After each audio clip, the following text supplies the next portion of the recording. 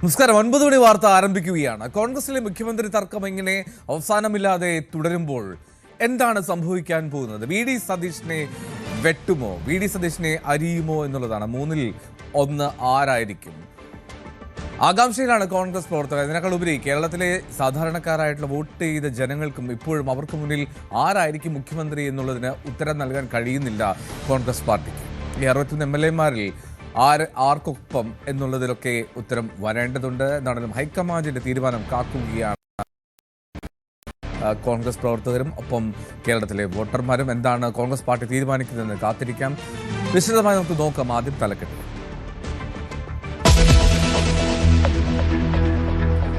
കോൺഗ്രസിൽ മുഖ്യമന്ത്രി തർക്കം തുടരുന്നു. നിരീക്ഷകർ ഇന്ന് ഹൈക്കമാൻഡിന് റിപ്പോർട്ട് നൽകും. കൂടുതൽ MLA-മാരുടെ പിന്തുണ ഉറപ്പാക്കി KC വേണുഗോപാൽ. ഘടകകക്ഷി പിന്തുണ ഉറപ്പിച്ച വി ഡി സതീശൻ സംസ്ഥാന നേതാക്കളെ നാളെ ഡൽഹിക്ക് വിളിപ്പിക്കും. തമിഴ്നാട്ടിൽ ഭൂരിപക്ഷം തികയ്ക്കാനാകാതെ വിജയ്. ഇടതു പാർട്ടികളുടെയും VCKയുടെയും നിർണായക യോഗം ഇന്ന്. സഖ്യസാധ്യത വീണ്ടും സജീവമാക്കി ദ്രാവിഡ കക്ഷികൾ. പശ്ചിമ ബംഗാളിൽ BJP സർക്കാരിന് സത്യപ്രതിജ്ഞ നാളെ. സുവേന്ദു അധികാരി മുഖ്യമന്ത്രിയെ സ്ഥാനമേൽക്കും. BJP നിയമസഭാ കക്ഷി യോഗം ഇന്ന് കൊൽക്കത്തയിൽ. മമതയാണ് ഇപ്പോഴും മുഖ്യമന്ത്രി എന്ന് തൃണമൂൽ. പശ്ചിമേഷ്യയിൽ സ്ഥിതി വീണ്ടും സങ്കീർണം. ഹോർമുസിൽ 3 US കപ്പലുകൾ ആക്രമിച്ച് ഇറാൻ. ആക്രമണം സ്ഥിരീകരിച്ച ഡൊണാൾഡ് ട്രംപും. ടാങ്കറുകൾ ആക്രമിച്ചതിനുള്ള മറുപടിയെന്ന് ഇറാൻ. സംസ്ഥാനത്ത് വേനൽ മഴ ഇന്നും തുടരും. തിരുവനന്തപുരം, കൊല്ലം, പത്തനംതിട്ട, കണ്ണൂർ ജില്ലകളിൽ യെല്ലോ അലേർട്ട്. ഒറ്റപ്പെട്ട ശക്തമായ മഴയ്ക്ക് സാധ്യതയെന്ന് കാലാവസ്ഥാ കേന്ദ്രം.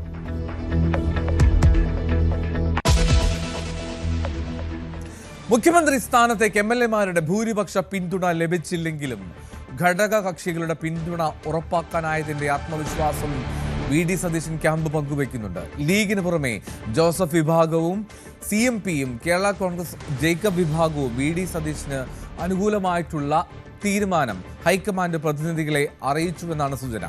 MLA-മാരുടെ അഭിപ്രായം അറിഞ്ഞ ശേഷം ഡൽഹിക്ക് പുറപ്പെട്ട AICC പ്രതിനിധികൾ കോൺഗ്രസ് ദേശീയ അധ്യക്ഷന് വിശദമായിട്ടുള്ള റിപ്പോർട്ട് ഇന്ന് കൈമാറും. അന്തിമ തീരുമാനം എടുക്കുന്നതിന് മുന്നോടിയായി സംസ്ഥാനത്തെ മുതിർന്ന കോൺഗ്രസ് നേതാക്കളെ നാളെ ഡൽഹിക്ക് വിളിപ്പിച്ചേക്കും.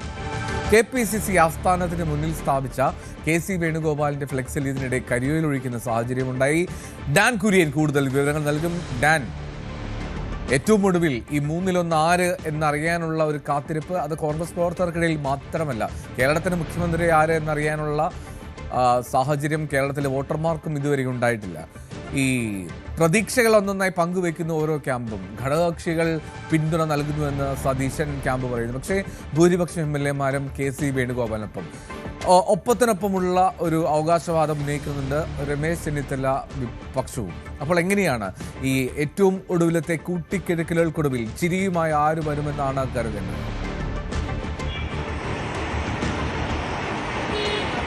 പിണറായി സർക്കാരിനെ താഴെയിറക്കാനായി 2016 മുതൽ 2026 വരെ 10 വർഷം തുടർച്ചയായി സമര പരമ്പരകൾ നടന്ന സ്ഥലമാണ് സെക്രട്ടേറിയറ്റിന്റെ ഈ സമര കവാടം. ആ സമര കവാടത്തിന് മുമ്പിലാണ് ഞങ്ങളിപ്പോൾ ഉള്ളത്. ഇവിടെ പോലീസുകാർ ബാരിക്കേഡുകളുമായി നിൽക്കാത്ത ദിവസങ്ങളില്ല. അങ്ങനെ 10 വർഷം തുടർച്ചയായ സമരങ്ങൾ നടന്ന സ്ഥലമാണിത്. പക്ഷേ ആ സെക്രട്ടേറിയറ്റിന്റെ സമര കവാടത്തിന് മുമ്പിലെ ഇപ്പോഴത്തെ കാഴ്ച ഇങ്ങനെയാണ്. കോൺഗ്രസിന്റെ മുഖ്യമന്ത്രി ആരാകണം എന്നതിനെ ചൊല്ലി കോൺഗ്രസ് പ്രവർത്തകർ തന്നെ വാശിയോടെ തങ്ങൾ അനുകൂലിക്കുന്ന നേതാക്കൾക്ക് വേണ്ടി പടുകൂറ്റൻ ഫ്ലെക്സ് ബോർഡുകൾ സെക്രട്ടേറിയറ്റിന്റെ വിവിധ പരിസരങ്ങളിലായി സ്ഥാപിച്ചുകൊണ്ടാണ് മുഖ്യമന്ത്രി സ്ഥാനത്തേക്ക് അവസാന ലാപ്പിൽ ഇഞ്ചോടിഞ്ച് പോരാട്ടം നടത്തിക്കൊണ്ടിരിക്കുന്ന KC വേണുഗോപാലിന്റെയും വി ഡി സതീശന്റെയും രമേശ് ചെന്നിത്തലയുടെയും ഒക്കെ ചിത്രങ്ങൾ സെക്രട്ടേറിയറ്റ് മുമ്പിലെ സമര കവാടത്തിന് മുമ്പിൽ വലിപ്പത്തിൽ വരെ ആ വാശി ഇഞ്ചോടിഞ്ച് തന്നെയാണ് എന്ന് പറയേണ്ടി വരും. കാരണം ആദ്യം പ്രത്യക്ഷപ്പെട്ടത് പാലഭിഷേകം നടത്തിക്കൊണ്ടുള്ള KC വേണുഗോപാലിന്റെ ഫ്ലെക്സ് ആയിരുന്നു. സുധാകരൻ അനുകൂലികളാണ് ആ ഫ്ലെക്സ് അവിടെ സ്ഥാപിച്ചത്. അതിന് പിന്നാലെയാണ് ഇന്നലെ രാത്രിയോടെ ജനതയും ഞങ്ങളുടെ ജനിതകവും അങ്ങേക്കൊപ്പം എന്ന് പറഞ്ഞുകൊണ്ട് വി ഡി സതീശന്റെ ഒരു ഫ്ലെക്സ് ഇന്നലെ രാത്രിയോടെ സ്ഥാപിച്ചിരിക്കുന്നത്. സമാനമായ തരത്തിൽ സെക്രട്ടേറിയറ്റിന്റെ മറ്റ് പരിസരങ്ങളിലും ഇത്തരത്തിലുള്ള ഫ്ലെക്സ് ബോർഡുകൾ സ്ഥാപിച്ചിട്ടുണ്ട്. അതായത് തെരുവിലേക്ക് ഈ മുഖ്യമന്ത്രി തർക്കം തെരുവിലേക്ക്, സൈബർ ഇടങ്ങളിൽ നിന്ന് തെരുവിലേക്ക് കൂടി വ്യാപിക്കുന്ന ഒരു സാഹചര്യമാണ്. കോൺഗ്രസിന്റെ അണികൾ അവർ കൃത്യമായി തെരുവിലേക്ക് തങ്ങൾ അനുകൂലിക്കുന്ന നേതാവിന് വേണ്ടി ഏത് വിധേനയും അവരെ മുഖ്യമന്ത്രി സ്ഥാനത്തേക്ക് എത്തിക്കുന്നതിന് വേണ്ടിയിട്ടുള്ള പരസ്യമായ നീക്കങ്ങളുമായി തെരുവിൽ പ്രതിഷേധവുമായി ഇറങ്ങുന്ന ഒരു സാഹചര്യമാണ് ഉണ്ടായിരിക്കുന്നത്. അതിനിടയിലാണ് ഇന്നലെ MLA-മാരുടെ അഭിപ്രായം തേടി ഡൽഹിയിലേക്ക് എത്തിയിരിക്കുന്ന ഹൈക്കമാൻഡ് പ്രതിനിധികളായ അജയ് മക്കനും മുകുൾ വാസ്നിക്കും വിശദമായ റിപ്പോർട്ടിന്റെ കോൺഗ്രസ് അധ്യക്ഷൻ മല്ലികാർജ്ജുന ഖാർഗെക്ക് കൈമാറുന്നത്. ആ റിപ്പോർട്ട് കൈപ്പറ്റിയതിനു ശേഷം അത് വിശദമായി പഠിച്ചതിന് ശേഷമായിരിക്കും KPCC അധ്യക്ഷൻ സണ്ണി ജോസഫ്, പ്രവർത്തക സമിതി അംഗമായ രമേശ് ചെന്നിത്തല, പ്രതിപക്ഷ നേതാവായ VD സതീശൻ ഉൾപ്പെടെയുള്ള സംസ്ഥാനത്തെ മുതിർന്ന കോൺഗ്രസ് നേതാക്കളെ ഇന്നോ നാളെ രാവിലെയോ ഡൽഹിയിലേക്ക് വിളിപ്പിക്കുമെന്ന സൂചനകൾ ഇപ്പോൾ ലഭിക്കുന്നത്. അങ്ങനെയെങ്കിൽ ഡൽഹിയിലെത്തി അവരുമായി ഹൈക്കമാൻഡ് പ്രതിനിധികൾ വിശദമായ ഒരു കൂടിക്കാഴ്ച നടത്തും. ഒരു പക്ഷേ ഒരു തർക്കത്തിലേക്ക് ഇത് നീളുന്ന സാഹചര്യമുണ്ടായാൽ 10 ജൻപത് വസതിയിൽ സോണിയാഗാന്ധി എടുക്കുന്ന നിലപാടായിരിക്കും കേരളത്തിന്റെ മുഖ്യമന്ത്രി ആരെ എന്ന ചോദ്യത്തിന് ഈ മൂവരിൽ ആരുടെ മുഖത്ത് നിറഞ്ഞ പുഞ്ചിരിയോടെ മുഖ്യമന്ത്രിയായി സത്യപ്രതിജ്ഞ ചെയ്യാനാകുമെന്ന കാര്യത്തിൽ ഒരു ധാരണയിലേക്ക് എത്തുക. ഡാനി, കൂടുതൽ MLA-മാരുടെ പിന്തുണ KC വേണുഗോപാലിനാണ് എന്ന് പറയുമ്പോഴും ഈ KC വേണുഗോപാൽ നേരിടുന്ന ഒരു പ്രശ്നം നേരത്തെ MP-മാർ മത്സരിക്കേണ്ട എന്നുള്ള സ്റ്റാൻഡ് മാത്രമല്ല, ഉപതെരഞ്ഞെടുപ്പ് വന്നാൽ അതിനെ എങ്ങനെ അഭിമുഖീകരിക്കും കോൺഗ്രസിൽ തന്നെ എന്നുള്ള ഒരു സാഹചര്യം ഒക്കെ നിലനിൽക്കുന്നു. ഇനി KC വേണുഗോപാലിനെ ഹൈക്കമാൻഡ് നിർബന്ധിക്കുകയാണെങ്കിൽ പോലും ആ പ്രതിസന്ധികളെ തരണം ചെയ്യുക അല്ലെങ്കിൽ നേരിടുക എന്നുള്ള തീരുമാനത്തിലേക്ക് KC തന്നെ എത്തുമോ എന്നുള്ളൊരു സംശയമില്ല. മാത്രമല്ല, ഹൈക്കമാൻഡ് ഈ തെരുവിലേക്ക്, ഇപ്പോൾ ഡാൻ സൂചിപ്പിച്ച പോലെ തെരുവിലേക്ക് ഇത്തരം ഫ്ലെക്സി യുദ്ധങ്ങളും പരസ്യമായിട്ടുള്ള പ്രകടനങ്ങളും ഇപ്പോൾ ഇന്നലെ നെട്ടൂരിൽ കണ്ടു. വലിയ തോതിൽ അനുകൂലമായിട്ട് VD സതീശൻ അനുകൂലമായി മുദ്രാവാക്യം വിളിച്ച് പ്രവർത്തകർ ഇറങ്ങിയത്. ഇത്തരം സംഭവങ്ങളിൽ ഒരു അതൃപ്തി ഹൈക്കമാൻഡ് പ്രകടിപ്പിച്ചതായും വിവരങ്ങൾ വരുന്നുണ്ട്. അതിനെക്കുറിച്ച്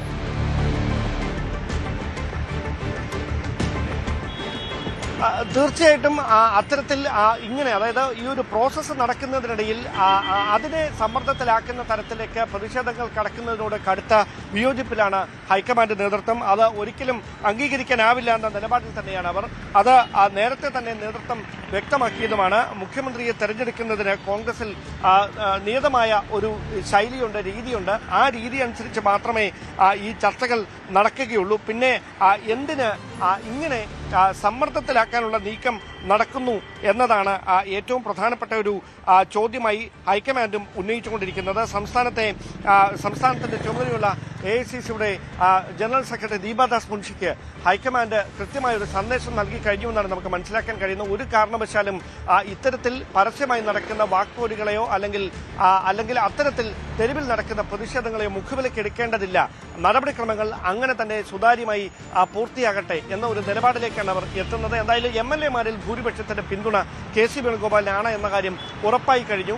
പക്ഷേ 30 മുതൽ 35 പേരുടെ വരെ പിന്തുണ തങ്ങൾക്കുണ്ടെന്ന അവകാശവാദവുമായി ചെന്നിത്തലയും VD സതീശനും അവകാശവാദവുമായി ഈ രണ്ടുപേരെ അനുകൂലിക്കുന്ന വിഭാഗങ്ങളും രംഗത്തെത്തിയിട്ടുണ്ട്. അതിനിടയിലാണ് നിർണായകമായൊരു യോഗം നാളെ ഡൽഹിയിൽ നടന്നേക്കുമെന്നുള്ള സൂചനകൾ ഇപ്പോൾ പുറത്തു വരുന്നത്. അങ്ങനെയെങ്കിൽ ആ യോഗത്തിൽ വെച്ച് ഈ നേതാക്കളെ ദേശീയ നേതൃത്വത്തിന്റെ തീരുമാനം അവർ അറിയിക്കും. അതൊരു അമിക്കബിൾ സെറ്റിൽമെന്റിലേക്ക് എത്തുന്നതിന്റെ ഭാഗമായി 2 പേർക്ക് വീതം വെച്ച് നൽകുന്ന തരത്തിലേക്കായിരിക്കുമോ, അതിനപ്പുറത്തേക്ക് ഇതിൽ ഏറ്റവും സ്വീകാര്യതയുള്ള ഒരാളെ, അതായത് ഘടകകക്ഷികൾക്കും MLA-മാർക്കുമൊക്കെ സ്വീകാര്യതയുള്ള ഒരാളെ അമിക്കബിൾ സെറ്റിൽമെന്റിന്റെ ഭാഗമായി മുഖ്യമന്ത്രി സ്ഥാനത്തേക്ക് നിർദ്ദേശിക്കുമോ, ഈ കാര്യത്തിലാണൊരു വ്യക്തത വരാനുള്ളത്. എന്തായാലും കോൺഗ്രസ് രാഷ്ട്രീയമാണ്. അവസാനം വരെ പ്രിന്റ് ചെയ്ത പേപ്പറിൽ വരെ പിന്നീട് മാറ്റങ്ങൾ സംഭവിക്കുന്നത് നമ്മൾ കണ്ടിട്ടുണ്ട്. അതുകൊണ്ട് തന്നെ ഒന്നും പറയാനാകില്ല എന്ത് സംഭവിക്കുമെന്ന്. എന്തായാലും KC പക്ഷം ഇപ്പോൾ പറയുന്നത് MP-മാർ മത്സരിക്കേണ്ട എന്ന നിലപാടെടുത്തതിന് പിന്നിൽ VD സതീശനായിരുന്നു. അതിൽ MP-മാർക്ക് വിയോജിപ്പുണ്ട്. അത് തങ്ങൾക്ക് അനുകൂലമായി മാറും എന്ന ഒരു വിലയിരുത്തലാണ്, പ്രതീക്ഷയിലാണ് KC ക്യാമ്പ് ഉള്ളത്. അതാണ് ഏറ്റവും പുതുതായി KC ക്യാമ്പിൽ നിന്ന് പുറത്തു വരുന്ന വിവരം. അതേസമയം രമേശ് ചെന്നിത്തലയാകട്ടെ കോൺഗ്രസിന്റെ ഹൈക്കമാൻഡുമായി ഹൈക്കമാൻഡ് പ്രതിനിധികളുമായി കഴിഞ്ഞ ദിവസം നേരിൽ കണ്ട് ചർച്ച നടത്തിയിരുന്നു. രാഹുൽ ഗാന്ധിയെയും കോൺഗ്രസ് അധ്യക്ഷൻ മല്ലികാർജ്ജുന ഖാർഗെയും കണ്ടിരുന്നു. അദ്ദേഹം സോണിയാഗാന്ധിയെയും കണ്ടതായാണ് സ്ഥിരീകരിക്കാത്ത വിവരം. അതിൽ കൃത്യമായൊരു മറുപടി അവിടെ നിന്ന് ലഭിക്കുന്നില്ല. പക്ഷേ അത്തരത്തിൽ ചില ചർച്ചകൾ നടന്നിട്ടുണ്ടായതാണ് നമുക്ക് മനസ്സിലാക്കാൻ കഴിയുന്നത്. അങ്ങനെയെങ്കിൽ അതിന് അവസാനം 2021 തനിക്ക് നീതി ലഭിക്കാത്ത സാഹചര്യമുണ്ടായി. അതുകൊണ്ട് ഇത്തവണ തനിക്ക് അർഹമായ പരിഗണന നൽകണം, കൃത്യമായ ഒരു ഇടപെടൽ ദേശീയ നേതൃത്വത്തിന്റെ ഭാഗത്ത് നിന്ന് അതിനുണ്ടാകണം എന്ന ആവശ്യം രമേശ് ചെന്നിത്തല മുമ്പോട്ട് വെച്ചതായാണ് വിവരം. എന്തായാലും കേരള കോൺഗ്രസ് ജോസഫ് വിഭാഗം കഴിഞ്ഞ ദിവസം നടത്തിയ ഒരു പരസ്യ പ്രതികരണമുണ്ട്. അത് കോൺഗ്രസ് ക്യാമ്പിലടക്കം വലിയ ചർച്ചകൾക്ക് വഴിവെച്ചിരിക്കുകയാണ്. അവർ എടുത്തു പറഞ്ഞിരിക്കുന്നത് സംസ്ഥാനത്ത് തന്നെ നിയമസഭാ തെരഞ്ഞെടുപ്പിൽ മത്സരിച്ച് ജയിച്ച ഒരാൾ മുഖ്യമന്ത്രിയാകണം എന്നതാണ് തങ്ങളുടെ താല്പര്യം. ആ കാര്യം ഹൈക്കമാൻഡ് പ്രതിനിധികളെയും അറിയിച്ചിട്ടുണ്ട് എന്നാണ് പറഞ്ഞിരിക്കുന്നത്. നമുക്കറിയാം, ഈ തെരഞ്ഞെടുപ്പിൽ ഉണ്ടായ ക്രൈസ്തവ സഭകളുടെ ഒരു ഏകീകരണം UDF-നും കോൺഗ്രസിനും അനുകൂലമായി ഉണ്ടായിരുന്നു. അതുകൊണ്ട് തന്നെ കേരള കോൺഗ്രസ് മാണി വിഭാഗം മറുവശത്താണ്, കോൺഗ്രസിനൊപ്പമുള്ളത് ജോസഫ് വിഭാഗം മാത്രമാണ്. അതുകൊണ്ട് ക്രൈസ്തവ സഭകളുടെ ഒരു പൊതുവികാരമായി ജോസഫ് ഗ്രൂപ്പ് മുമ്പോട്ട് വെച്ച് ഈ ആവശ്യത്തെ വ്യാഖ്യാനിക്കേണ്ടി വരും. അങ്ങനെ ഒരു വ്യാഖ്യാനം അതിനുണ്ടായാൽ അതിൽ അത്ഭുതപ്പെടാനില്ല. അതുകൊണ്ട് ഏകപക്ഷീയമായി തീരുമാനം നടപ്പിലാക്കാനാകില്ല. അതുകൊണ്ട് ഘടകകക്ഷികളെ കൂടി വിശ്വാസത്തിലെത്തുകൊണ്ട് മാത്രമേ മുഖ്യമന്ത്രി തീരുമാനിക്കാൻ കഴിയൂ. അങ്ങനെ ഒരു പശ്ചാത്തലത്തിൽ ഞാൻ നേരത്തെ സൂചിപ്പിച്ചതുപോലെ പൊതു സ്വീകാര്യതയുള്ള ഒരു മുഖം മുഖ്യമന്ത്രി സ്ഥാനത്തേക്ക് ഉയർന്നു വരുമോ എന്ന കാര്യത്തിൽ മാത്രമാണ് ഒരു സസ്പെൻസ് ഇപ്പോൾ ബാക്കിയാകുന്നത്. ഡാൻ, ഒരു കാര്യം കൂടി, ഇന്നലെ ഡാൻ തന്നെ റിപ്പോർട്ട് ചെയ്തതാണ് AP അനിൽകുമാർ രമേശ് ചെന്നിത്തലയെ കാണാൻ വേണ്ടി എത്തിയത്. വ്യക്തിപരമായിട്ടുള്ള ചില സന്ദർശനം എന്നൊക്കെ അനിൽകുമാർ പറഞ്ഞൊഴിഞ്ഞുവെങ്കിൽ പോലും ആ സന്ദർശനത്തിൻ്റെ പിന്നീടുള്ള ഒരു ചിത്രം.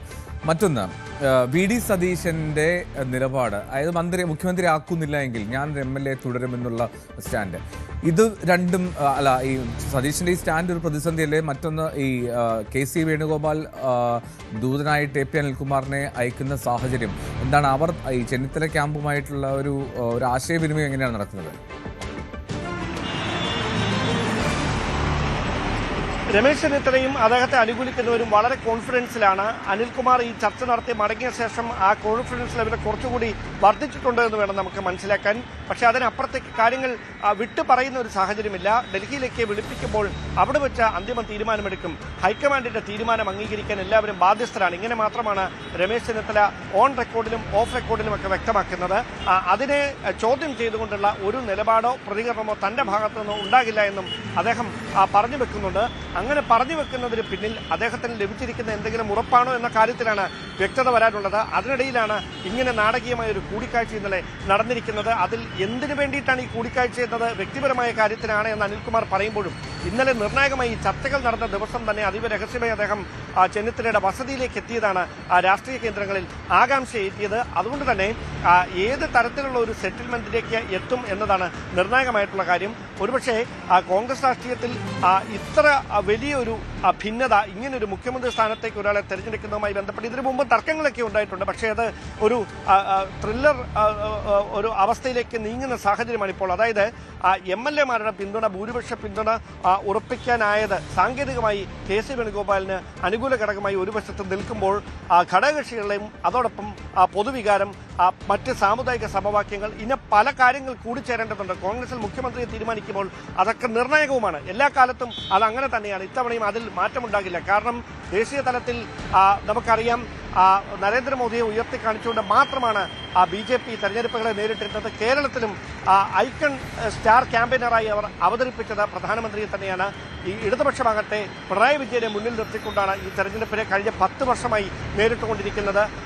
ഇത്തവണ പക്ഷേ കഴിഞ്ഞ തവണ വലിയ പരാജയമുണ്ടായപ്പോഴും അതിനു മുമ്പും ഇപ്പോഴും ഒന്നും കോൺഗ്രസ് പക്ഷേ ഒരു മുഖം മാത്രം ഉയർത്തി കാണിച്ചുകൊണ്ടല്ല നിയമസഭാ തെരഞ്ഞെടുപ്പിനെ നേരിട്ടിരിക്കുന്നത്. കോൺഗ്രസിന്റെ ശൈലിയല്ല, കൂട്ടായ നേതൃത്വമാണ് തെരഞ്ഞെടുപ്പിനെ നയിച്ചത് എന്ന വിലയിരുത്തലാണ് AICC നേതൃത്വം. അതുകൊണ്ട് ഇതിന്റെ ക്രെഡിറ്റ് ഒരു വ്യക്തിയിലേക്ക് ചുരുക്കാൻ നോക്കേണ്ടതില്ല എന്ന ഔദ്യോഗികമായി തന്നെ AICC ഭാരവാഹികളടക്കം പരസ്യമായി മാധ്യമങ്ങളോട് പറയുന്ന ഒരു സാഹചര്യമുണ്ട്. അതുകൊണ്ട് തന്നെയാണ് സൈബറിടങ്ങളിലല്ല മുഖ്യമന്ത്രിയെ തീരുമാനിക്കുന്നത്. അതിന് പാർട്ടിയുടെ കീഴ്വഴക്കങ്ങളും ചിട്ടവട്ടങ്ങളും ഉണ്ട് എന്നൊക്കെ AICC പ്രതിനിധികൾ തന്നെ വ്യക്തമാക്കുമ്പോൾ വരികൾക്കിടയിൽ വായിച്ചെടുക്കേണ്ടത് ഇപ്പോൾ നടക്കുന്ന തെരുവിലെ പ്രതിഷേധങ്ങൾ അവർ മുഖവിലേക്ക് എടുക്കുന്നില്ല എന്ന് തന്നെയാണ്. അങ്ങനെ തന്നെയാണ് കാര്യങ്ങൾ മാറി മറിഞ്ഞുകൊണ്ടിരിക്കുന്നത്. അങ്ങനെയെങ്കിൽ ഏറ്റവും ഒടുവിൽ നിർണായകമായ ഒരു തീരുമാനം ഹൈക്കമാൻഡിന്റെ ഭാഗത്ത് നിന്ന് ഈ പ്രധാനപ്പെട്ട സംസ്ഥാനത്തെ തലമുതിർന്ന കോൺഗ്രസ് നേതാക്കളുമായി ചർച്ച നടത്തിയതിനു ശേഷം ഉണ്ടാകുമെന്ന പ്രതീക്ഷയിൽ തന്നെയാണ് എല്ലാ പ്രധാനപ്പെട്ട നേതാക്കളും.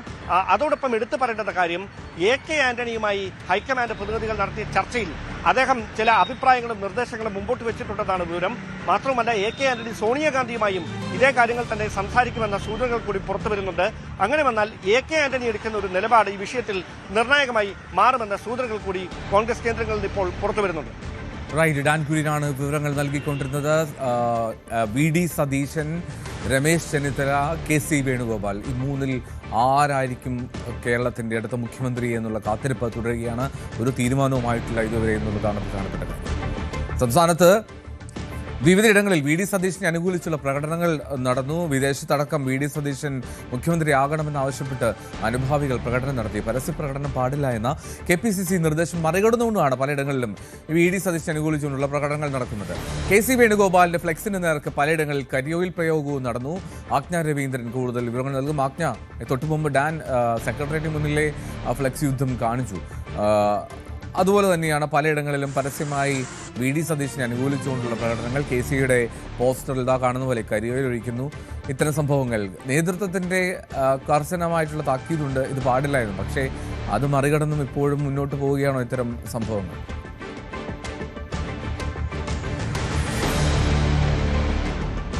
കേരളത്തിൻ്റെ പല ഭാഗങ്ങളിൽ, കേരളത്തിൽ മാത്രമല്ല മറ്റിടങ്ങളിലും ഇത്തരത്തിൽ പ്രകടനങ്ങൾ നടക്കുന്നുണ്ട് എന്നുള്ളതാണ്. വി ഡി സതീശനെ അനുകൂലിച്ചുള്ള പ്രകടനങ്ങളാണ് കൂടുതലും. വി ഡി സതീശൻ്റെ നാടായിട്ടുള്ള നെട്ടൂരിൽ കഴിഞ്ഞ ദിവസം ഉണ്ടായി. ഇനി മൂവാറ്റുപുഴയിൽ പലതവണ ഫ്ലെക്സ് കണ്ടു, ആയവനയിൽ കണ്ടു, എറണാകുളത്ത് കണ്ടു. ഇത്തരത്തിലൊരു ഫ്ലെക്സ് യുദ്ധം നടക്കുന്നു. ഫ്ലെക്സ് യുദ്ധത്തിന് അപ്പുറത്തേക്ക് തെരുവിലേക്ക് ഈ സംഭവങ്ങൾ നീങ്ങുന്നതിലുള്ള അതൃപ്തി അത് നേതൃത്വത്തിന് ഉണ്ട് താനും. അത് കൃത്യമായി അറിയിക്കുകയും ചെയ്തിട്ടുണ്ട് പ്രവർത്തകരോട്. പക്ഷേ അതിൽ അവസാനിക്കുന്നില്ല. പട നയിച്ച പടനായകൻ നാടിനെ നയിക്കട്ടെ എന്നുള്ള തരത്തിലുള്ള ഫ്ലെക്സുകളൊക്കെ. ആജ്ഞ കേൾക്കാമല്ലോ. എങ്ങനെയാണ് ആജ്ഞ ഈ വിലക്കുകളൊക്കെ ലംഘിച്ച് തന്നെ മുന്നോട്ട് പോവുകയാണോ പ്രവർത്തകരുടെ പൊതുവികാരങ്ങൾ അല്ലെങ്കിൽ പ്രവർത്തകരുടെ പ്രകടനങ്ങൾ?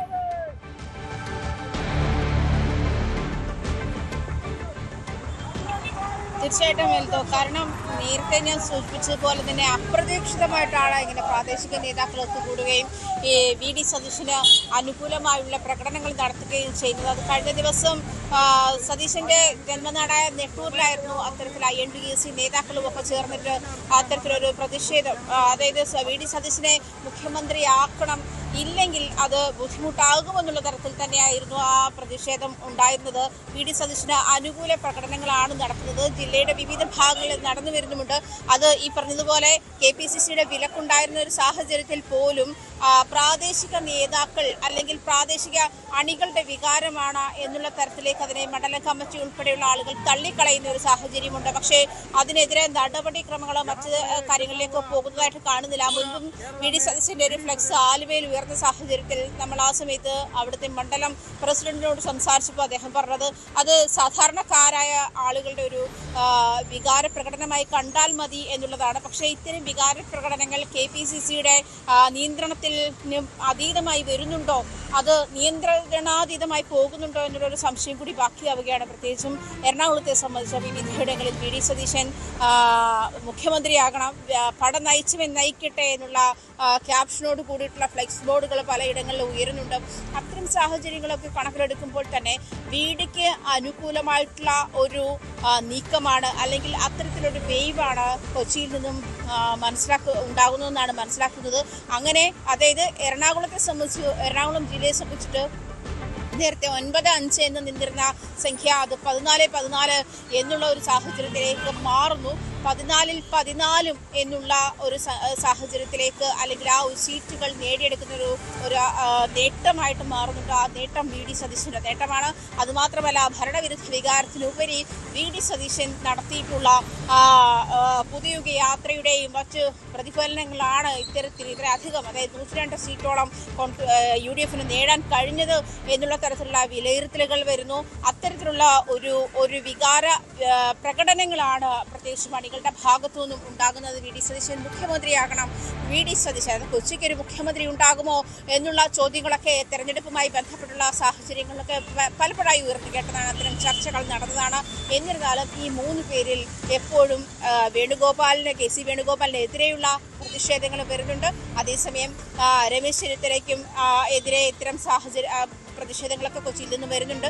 അതേസമയം വി ഡി സതീശന് അനുകൂലമായിട്ടുള്ള പ്രകടനങ്ങളാണ്. ഈ പ്രകടനങ്ങൾ എന്ന് പറയുമ്പോൾ തന്നെ നമുക്ക് അത് മുൻകൂട്ടി അറിയാൻ കഴിയുന്നില്ല. പലപ്പോഴും പ്രകടനം സംഘടിപ്പിച്ച ശേഷമാണ് പലപ്പോഴും ആളുകൾ അത്തരത്തിലൊരു പ്രകടനം നടത്തുന്നു അല്ലെങ്കിൽ നടത്താൻ ഉദ്ദേശമുണ്ടായിരുന്നു എന്ന് അറിയുന്നത് തന്നെ അങ്ങനെയാണ്. പ്രത്യേകിച്ചും ഈ KPCCയുടെ വിലക്കുണ്ടായിരുന്ന സാഹചര്യത്തിൽ പരസ്യ പ്രതികരണങ്ങൾ ഈ മുഖ്യമന്ത്രി സ്ഥാനവുമായി ബന്ധപ്പെട്ടുള്ള പരസ്യ പ്രതികരണങ്ങൾ പാടില്ല എന്നുള്ള വിലക്കുണ്ടായിരുന്ന സാഹചര്യത്തിൽ അങ്ങനെ തന്നെയാണ്. പക്ഷേ വി ഡി സതീശൻ മുഖ്യമന്ത്രിയായില്ലെങ്കിൽ അതിന് കോൺസിക്വൻസ് ഉണ്ടാകുമെന്നുള്ള തരത്തിൽ തന്നെയാണ് അണികളുടെ നീക്കവും അങ്ങനെയാണ്. പ്രധാനമായി അവർ ചൂണ്ടിക്കാണിക്കുന്നത് ഈ കഴിഞ്ഞ ടൈമിൽ, അതായത് പ്രതിപക്ഷ നേതാവായിരുന്ന ആൾ, അതായത് കേരളം ഏറ്റവും കൂടുതൽ കേട്ടില്ല പ്രതിപക്ഷ നേതാവിൻ്റെ ചോദ്യങ്ങൾ, ആ പ്രതിപക്ഷ നേതാവിൻ്റെ ചോദ്യത്തിനാണ് കഴിഞ്ഞ തവണത്തെ സർക്കാരിന് കൂടുതൽ മറുപടി പറയേണ്ടി വന്നിട്ടുള്ളത്. സർക്കാരിനെ കൂടുതൽ മുൾമുലയിൽ നിർത്തിയിട്ടുള്ളത് പ്രതിപക്ഷ നേതാവാണ്. അതുകൊണ്ട് തന്നെ അദ്ദേഹം അതാണ് ജനങ്ങൾക്ക് മുൻപാകെ അദ്ദേഹം വെച്ചിരുന്ന, അതായത് ഭരണവിരുദ്ധ നയങ്ങളുടെ ആകെത്തുക എന്ന് പറയുന്നത് പ്രതിപക്ഷ നേതാവിൻ്റെ ചോദ്യങ്ങളിൽ നിന്നും ഉയർന്നിരിക്കുന്നതാണ്. ജനങ്ങളെ ചിന്തിപ്പിച്ചത് അങ്ങനെയാണ്. അതിനുശേഷമാണ് ജനങ്ങൾ മാറ്റി ചിന്തിക്കാൻ തുടങ്ങിയത്. അങ്ങനെയാണ് വി ഡി സതീശൻ്റെ നേതൃത്വത്തിൽ കോൺഗ്രസ് വിജയിച്ച് കയറിയത്. അത് അദ്ദേഹം കേരളത്തിൽ അങ്ങോളം ഇങ്ങോളം നടത്തിയ പ്രവർത്തനങ്ങളുടെ ആകത്തുകയാണ്. അതുകൊണ്ട് പണിയെടുത്തതിന് കൂലി നൽകണം എന്നുള്ള തരത്തിലുള്ള ആവശ്യങ്ങൾ ഉന്നയിച്ചുകൊണ്ടാണ് കൊച്ചിയിൽ വിവിധയിടങ്ങളിൽ ഇത്തരത്തിലുള്ള അനുകൂല പ്രകടനങ്ങൾ നടക്കുന്നത്. എന്തായാലും ഇന്നും അനൗൺസ് ചെയ്ത ഒരു പ്രകടനമുള്ളത് കീഴ്മാടാണ്. പക്ഷേ അല്ലാതെയും വിവിധയിടങ്ങളിൽ ഫ്ലെക്സുകൾ ഉയരുന്നുണ്ട്. സതീശനെ അനുകൂലിച്ച് സോഷ്യൽ മീഡിയകളിൽ വ്യാപകമായിട്ടുള്ള ക്യാമ്പയിനുകൾ നടക്കുന്നുണ്ട്. അത്തരത്തിൽ നടക്കുമ്പോഴും അതിനൊക്കെയും അതായത് ഈ പ്രവർത്തകരുടെ അണുപൊട്ടിയുള്ള ഒരു സ്നേഹപ്രകടനം, വികാരപ്രകടനമൊക്കെ അതിൽ നിന്ന് നമുക്ക് വ്യക്തമാകുന്നുണ്ട്. എന്തായാലും കൊച്ചിയെ സംബന്ധിച്ചിട്ട് മുഖ്യമന്ത്രി വേണം, കൊച്ചിക്ക് തന്നെ ആയിരിക്കണം, എറണാകുളത്തിന് തന്നെ ആയിരിക്കണം മുഖ്യമന്ത്രി എന്നുള്ള ആവശ്യങ്ങൾ ഉയരുന്നുണ്ട്. അതിൽ പ്രത്യേകിച്ചും കൊച്ചിയിൽ ഷിയാസിൻ്റെ വിജയവും കളമശ്ശേരിയിലെ വിജയവും ഒക്കെ ചൂണ്ടിക്കാട്ടിക്കൊണ്ട് തന്നെ വി ഡി സതീശൻ്റെ ഇടപെടലുകളാണ് ഇത്തരത്തിൽ വോട്ട് ബാങ്കുകളെ മറിക്കാൻ കഴിഞ്ഞത് എന്നുള്ള ഒരു വിലയിരുത്തൽ കൂടി വരുന്നുണ്ട്. എന്തായാലും വി ഡി സതീശന് അനുകൂലമായിട്ടുള്ള അനുകൂല പ്രകടനങ്ങൾ കൊച്ചിയിൽ അങ്ങോളം ഇങ്ങോളം തുടരുന്നുണ്ട്. അത് ഇന്നും നാളെയും ഒക്കെ ആയിട്ട് കൂടുതൽ ഇത്തരത്തിൽ അനുകൂല പ്രകടനങ്ങൾ ഉണ്ടായേക്കാം എന്നുള്ളതാണ് പ്രതീക്ഷ. എന്തായാലും ഈ ഒരു അണികളുടെ ഒരു വികാര പ്രകടനമൊക്കെ കൊച്ചിയിൽ ആകമാനം നടക്കുന്നുണ്ട് എന്ന് വേണം പറയാനുള്ളത്. റൈറ്റ്, രവീന്ദ്രൻ സൂചിപ്പിച്ചതുപോലെ പലയിടത്തും ഇത്തരം പ്രകടനം നടക്കുന്നുണ്ട് എന്നുള്ളതാണ്. ഇനി വണ്ടൂരിൽ എ പി അനിൽകുമാറിനെതിരെ പോസ്റ്ററുകൾ, KC വേണുഗോപാലിന്റെ ഗ്രൂപ്പ് മാനേജർ എന്നാണ് പോസ്റ്ററുകളിലെ ആക്ഷേപം. ലീഗിനെ ചൊറിയാൻ വന്നാൽ മലപ്പുറത്ത് കാലുകുത്തിക്കില്ല എന്നും പച്ചപ്പടയുടെ പേരിൽ പതിച്ചിട്ടുള്ള ഈ പോസ്റ്ററിൽ പറയുന്നു.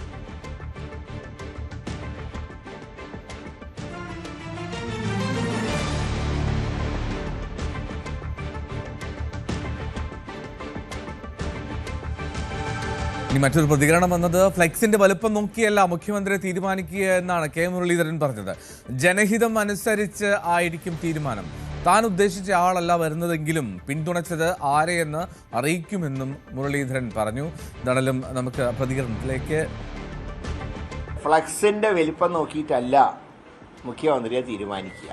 അത് ചില ചിട്ടവട്ടങ്ങളൊക്കെ ഉണ്ട്, അതനുസരിച്ചേ നടക്കും. തീരുമാനം ഇതുവരെ വന്നിട്ടില്ല. ഹൈക്കമാൻഡിന് ഒരു ഓപ്പൺ മൈൻഡാണുള്ളത്. തീരുമാനം വരട്ടെ. ഞാൻ എൻ്റെ അഭിപ്രായം ഞാൻ പറഞ്ഞു. അത് ഫൈനൽ ഡിസിഷൻ വന്നതിന് ശേഷം ഞാൻ എന്താണ് പറഞ്ഞതെന്ന് നിങ്ങളോട് പറയാം. ഞാൻ ഉദ്ദേശിച്ച ആളല്ല വന്നതെങ്കിൽ പോലും ഞാൻ ആരെ പിന്തുണച്ചു എന്ന് പറയുന്നതിൽ എനിക്ക് യാതൊരു മടിയില്ല. പക്ഷേ ഇപ്പോഴത് പറയേണ്ട നേരമായിട്ടില്ല. എന്തായാലും കേരളത്തിലെ സാഹചര്യങ്ങൾ എങ്ങനെയാണ്? മുഖ്യമന്ത്രിയുടെ കാര്യത്തിൽ യാതൊരു തീരുമാനമായിട്ടല്ല. ഇനി തമിഴ്നാട്ടിലും ബംഗാളിലും മറ്റ് ചില സാഹചര്യങ്ങളാണ്. തമിഴ്നാട്ടിൽ അവിടെ ഭൂരിപക്ഷം ഉണ്ട് എന്ന് ബോധ്യപ്പെടുത്താൻ TVK കഴിഞ്ഞിട്ടില്ല. ഗവർണർ അതുകൊണ്ട് തന്നെ സത്യപ്രതിജ്ഞയ്ക്കുള്ള അനുമതി നൽകുന്നുമില്ല. ബംഗാളിലാവട്ടെ BJP അധികാരത്തിലേക്ക് വരുന്നു. പക്ഷേ അവിടെ മമതയുടെ നാടകം അത് തുടരുകയും ചെയ്യുകയാണ്. ഈ വാർത്തയിലേക്ക് എത്താം ഇടവേളയ്ക്ക് ശേഷം. തമിഴ്നാട്ടിൽ സർക്കാർ രൂപീകരിക്കാനാകാതെ വിജയുടെ TVK പാർട്ടി കേവല ഭൂരിപക്ഷം തെളിയിച്ച ശേഷമേ സർക്കാർ രൂപീകരിക്കാൻ കഴിയൂ എന്ന നിലപാടിലാണ് ഗവർണർ രാജേന്ദ്ര അർലേക്കർ. 118 സീറ്റുകളാണ് കേവല ഭൂരിപക്ഷത്തിന് വേണ്ടത്. DMK AIDMK സഖ്യ സാധ്യതകളെക്കുറിച്ചുള്ള ചർച്ചകളും ഉയരുന്നുണ്ട്. വിനോദ് കൂടുതൽ വിവരങ്ങൾ നൽകും. വിനോദ്, ഇന്ന് അറിയാം എന്ന് തോന്നുന്നു ഏറെക്കുറെ എന്താകും എന്നുള്ളത്. TVK ഈ സാധ്യതകൾ ആരാഞ്ഞ് മുന്നോട്ട് പോകുന്നുണ്ടെങ്കിൽ പോലും അവിടെ മറ്റൊരു ചർച്ച നടക്കുന്നതിനുള്ള റിപ്പോർട്ടുകൾ വരുന്നുണ്ടല്ലോ. ദ്രാവിഡ കക്ഷികൾ DMKയുടെയും AIDMKയുടെയും അതിൻ്റെ വിവരങ്ങൾ എന്താണ്? ഇതോ വലിയ അനിശ്ചിതത്വമാണ് തമിഴ്നാട്ടിൽ സർക്കാർ രൂപീകരണവുമായി ബന്ധപ്പെട്ട് നിലനിൽക്കുന്നത്. വലിയ ഉദ്യോഗത്തിലേക്ക് പോവുകയാണ്. ആരുടെ സർക്കാർ വരും എന്നതിനെ ചൊല്ലിയുള്ള ചർച്ചകളും ആശങ്കകളും സംശയങ്ങളും ഒക്കെ തന്നെ ഉയരുന്നുണ്ട്. TVK സർക്കാർ രൂപീകരിക്കുമെന്ന ചില സാധ്യതകൾ അങ്ങനെയുള്ള സാഹചര്യം ഉരുത്തിരിയുകയായിരുന്നു. എന്നാൽ കേവല ഭൂരിപക്ഷമില്ലാതെ സത്യപ്രതിജ്ഞയ്ക്ക് അവസരമൊരുക്കില്ല എന്നൊരു നിലപാടിലാണ് ഗവർണർ ആർലേക്കർ ഉള്ളത്. കേരളത്തിൻ്റെ ഗവർണർ, അദ്ദേഹത്തിന് ഇപ്പോൾ തമിഴ്നാടിൻ്റെ കൂടി ചുമതലയുണ്ട്. ഗവർണർ ചെന്നൈയിലാണുള്ളത്. കഴിഞ്ഞ ദിവസവും 2 പ്രാവശ്യം വിജയ് ഗവർണറെ കണ്ടിരുന്നു. സർക്കാർ രൂപീകരിക്കാനുള്ള അനുമതി തേടിയിരുന്നു. പക്ഷേ അതിന് കഴിയില്ല എന്ന കാര്യമാണ് ഗവർണർ അറിയിച്ചത്. 118 കേവല ഭൂരിപക്ഷമായി വേണ്ടത്. 108 പേരുടെ അംഗബലമാണ് ഇപ്പോൾ TVKയ്ക്ക് ഉള്ളത്. 5 കോൺഗ്രസിൻ്റെ 5 പേർ കൂടി പിന്തുണയ്ക്കും. ഏറ്റവും വലിയ ഒറ്റകക്ഷി എന്ന നിലയിൽ തങ്ങളെ സർക്കാർ രൂപീകരിക്കാൻ ക്ഷണിക്കണമെന്നായിരുന്നു വിജയുടെ ആവശ്യം. എന്നാൽ ഈ പിന്തുണയ്ക്കുന്നവരുടെ പട്ടിക കൂടി 5 MLA-മാർ, കോൺഗ്രസിൻ്റെ MLA-മാരുടെ പേരുകൾ കൂടി ഉൾപ്പെടുത്തിയാണ് ഈ പട്ടിക നൽകിയത്. അതുകൊണ്ട് തന്നെ അതൊരു സഖ്യ സർക്കാരായി മാറുകയാണ്.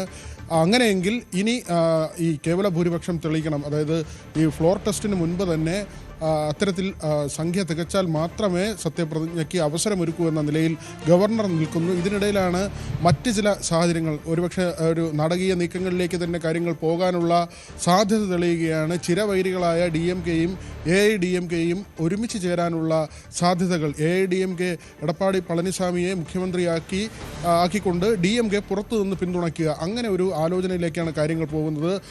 MK സ്റ്റാലിൻ ആദ്യം ഇതിന് വഴങ്ങിയില്ലെങ്കിലും ഈ പാർട്ടിയിലെ രണ്ടാം നിര നേതാക്കളുടെ ഭാഗത്തു നിന്ന് വലിയ സമ്മർദ്ദമുണ്ടായിരുന്നു.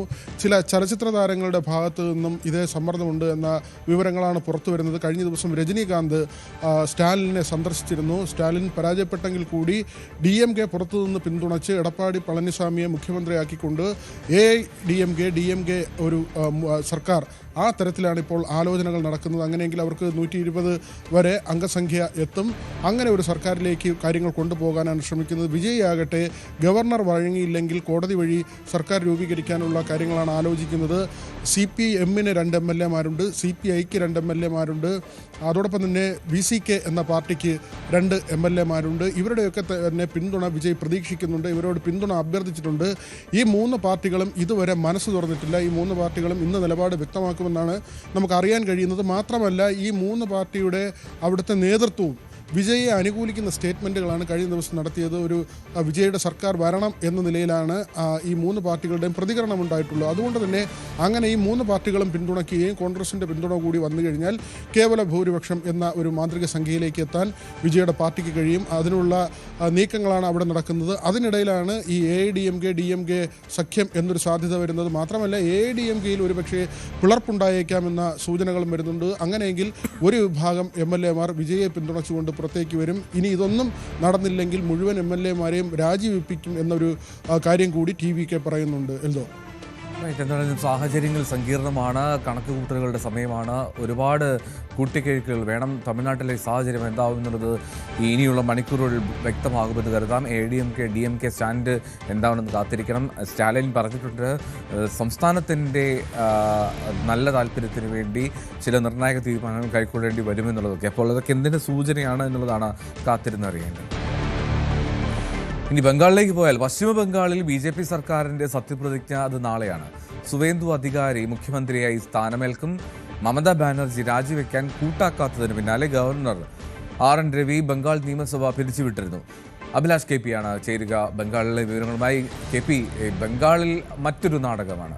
ഈ തവണ തെരഞ്ഞെടുപ്പ് നടന്ന സംസ്ഥാനങ്ങളിൽ സുഖകരമായിട്ടുള്ള സാഹചര്യങ്ങൾ അപൂർവമാണ്. എന്താണെങ്കിലും ബംഗാളിൽ ഒരു തരത്തിലും തൃണമൂൽ തന്നെയാണ് ഇപ്പോഴും അധികാരത്തിൽ, മമത തന്നെയാണ് മുഖ്യമന്ത്രി എന്ന് അവിടുത്തെ തൃണമൂലിൻ്റെ പ്രവർത്തകർ ഇങ്ങനെ ആവർത്തിച്ച് പറഞ്ഞുകൊണ്ടിരിക്കുന്നു. ഈ സാഹചര്യമൊക്കെ കണ്ടുകൊണ്ട് തന്നെ ഗവർണർ കൃത്യമായ നടപടിയിലേക്കും പോയി.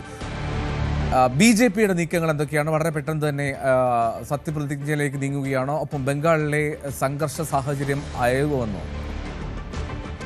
എൽദോ സൂചിപ്പിക്കുന്ന പോലെ തന്നെ ഒരുപക്ഷെ ഇന്ത്യയുടെ ചരിത്രത്തിൽ തന്നെ ആദ്യമായിട്ടാണ് ഒരു സർക്കാർ താഴെ വീണതിന് ശേഷം ആ സർക്കാർ താഴെ വീണതായി അംഗീകരിക്കില്ല എന്നും താൻ തന്നെയാണ് മുഖ്യമന്ത്രി എന്നും ആ മുഖ്യമന്ത്രി കസേരയിൽ തുടരും എന്നുമുള്ള ഒരു നിലപാട് സ്വീകരിക്കുന്നത്. അങ്ങനെ മമതാ ബാനർജി രാജിവെക്കാൻ സന്നദ്ധത പ്രകടിപ്പിച്ചിരുന്നില്ല. ഇതേ തുടർന്നാണ് ഗവർണർ തൻ്റെ ഭരണഘടനാപരമായ ഉത്തരവാദിത്വം നിറവേറ്റിക്കൊണ്ട് തൻ്റെ അധികാരം ഉപയോഗപ്പെടുത്തിക്കൊണ്ട്, അതായത് ഭരണഘടനയുടെ 174 വകുപ്പിലെ ഉപവകുപ്പ് 2 പ്രകാരം ആണ് നിയമസഭ പിരിച്ചുവിട്ടിട്ടുള്ളത്. ഇതിൻ്റെ അടിസ്ഥാനത്തിൽ കഴിഞ്ഞ 7-ാം തീയതി മുതൽ നിലവിൽ ഇപ്പോൾ സർക്കാർ ഇല്ല എന്നതാണ് സാങ്കേതികമായി നിലനിൽക്കുന്നത്. അതേസമയം നിയമവിദഗ്ധർ അടക്കം ചൂണ്ടിക്കാണിക്കുന്നത് ഇതിനെതിരെ മമതാ ബാനർജി സുപ്രീം കോടതിയിൽ പോയാൽ പോലും കാര്യമായ ഒരു ഇടപെടൽ ഉണ്ടാകില്ല. കാരണം തെരഞ്ഞെടുപ്പ് കമ്മീഷൻ എന്നത് ഭരണഘടനാപരമായ ഒരു സ്വതന്ത്ര ഏജൻസിയാണ്. ആ സ്വതന്ത്ര ഏജൻസി നടത്തിയ തെരഞ്ഞെടുപ്പിൽ ആണ് ഇപ്പോൾ BJP വലിയ മുൻതൂക്കം നേടുകയും അങ്ങനെ ഭരണത്തിലേക്ക് ഏറാൻ പോവുകയും ചെയ്യുന്നത്. അതുകൊണ്ട് തന്നെ ഇനിയിപ്പോൾ നിയമപരമായ പോരാട്ടം മാത്രമാണ് മമതാ ബാനർജിയെ സംബന്ധിച്ചിടത്തോളം മുന്നിൽ ഉള്ളത്. അതിൽ കാര്യമായ ഒരു വിജയം ഉണ്ടാകില്ല എന്ന് തന്നെയാണ് മമതാ ക്യാമ്പുകളുടെ പ്രതീക്ഷയും. അതുകൊണ്ട് അപ്പോൾ പോലും അതിശക്തമായ ഒരു എതിരാളി എന്ന നിലയിൽ തന്നെ പശ്ചിമ ബംഗാളിൽ മമത തുടരും എന്ന സൂചനകൾ തന്നെയാണ് ഇപ്പോൾ ലഭിക്കുന്നത്. മറ്റൊന്ന്, സർക്കാർ രൂപീകരണ നീക്കവുമായി BJP മുന്നോട്ട് പോകുന്നു എന്നതാണ്.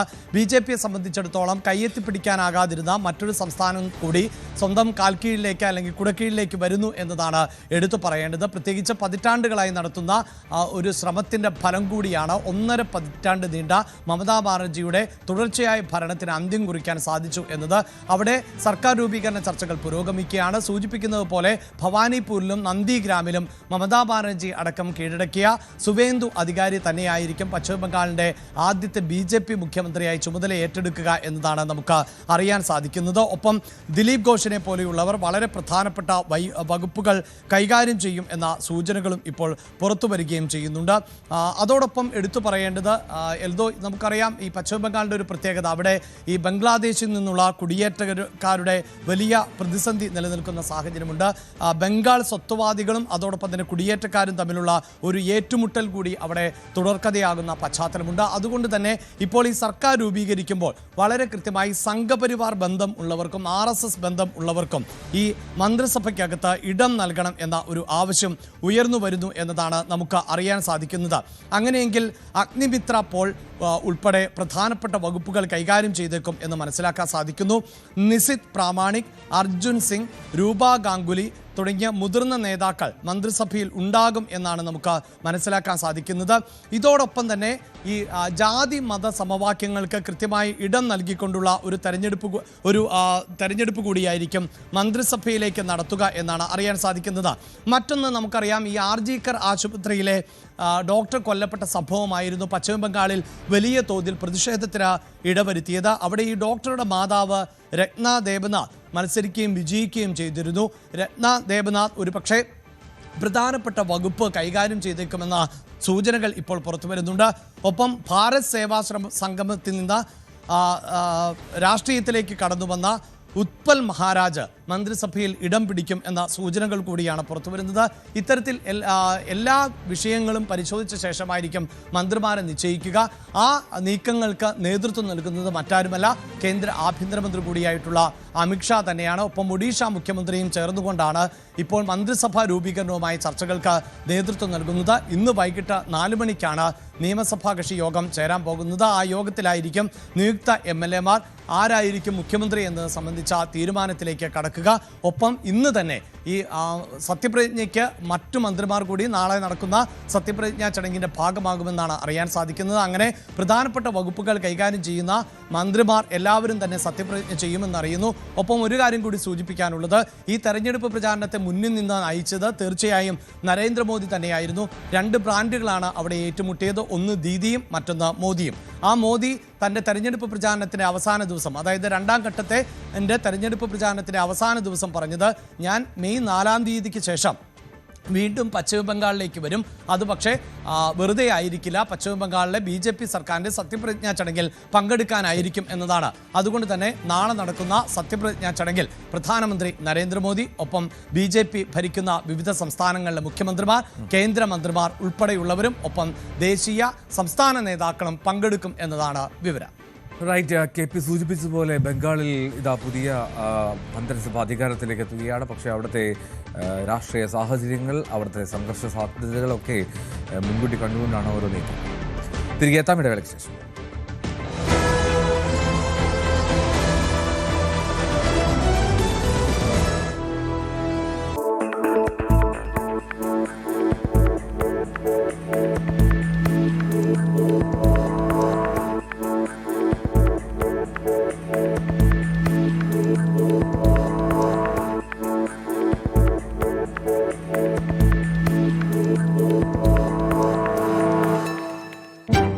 single time. On the go, India chooses Network 18. Commanding a whopping 80% of social audience. We don't just define the category, we are the category. And when news breaks, India logs into Network 18 every single time. Network 18.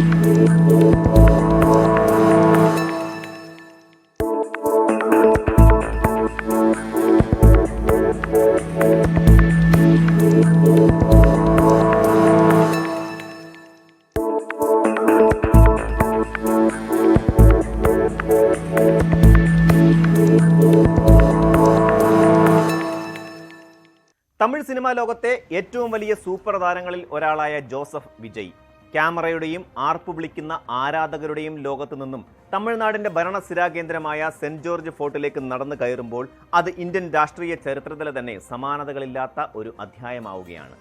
ഒരു ഗ്രാമപഞ്ചായത്ത് വാർഡിൽ പോലും മത്സരിച്ച് ജയിക്കുകയോ ജനകീയ വിഷയങ്ങളിൽ ഇടപെട്ട് ഭരണപരിചയം നേടുകയോ ചെയ്യാത്ത ഒരാൾ ഇന്ത്യയിലെ ഏറ്റവും വലിയ സാമ്പത്തിക ശക്തികളിലൊന്നായും സങ്കീർണമായ സാമൂഹിക പശ്ചാത്തലവുമുള്ള തമിഴ്നാടിന്റെ മുഖ്യമന്ത്രി കസേരയിലേക്ക് നേരിട്ട് വന്നിരിക്കുന്നത് വലിയൊരു രാഷ്ട്രീയ ചൂതാട്ടമാണ്. വെള്ളിത്തിരയിലെ വീരനായകനെ യാഥാർത്ഥ്യത്തിലെ രക്ഷകനായി കണ്ട് വോട്ട് ചെയ്ത തമിഴ്നാട് ജനത വലിയൊരു